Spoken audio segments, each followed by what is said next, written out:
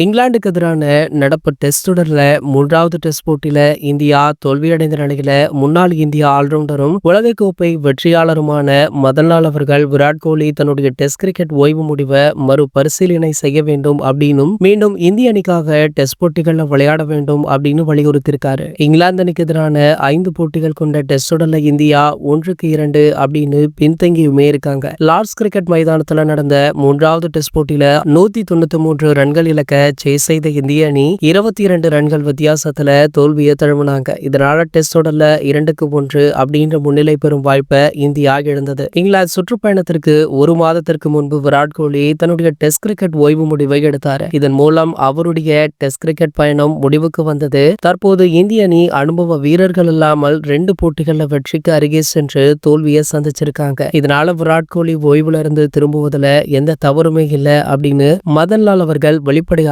பேசியிருக்காரு. அது மட்டும் இல்லாம இவர் மட்டுமல்ல, பல கிரிக்கெட் ஜாம்பவான்களுமே விராட் கோலி அவர்கள் மீண்டும் விளையாட வர வேண்டும் அப்படின்னு சொல்றாங்க. கோலி, ரோஹித் ஆகிய 2 பேருமே தான் ஓய்வு அறிவிச்சாங்க.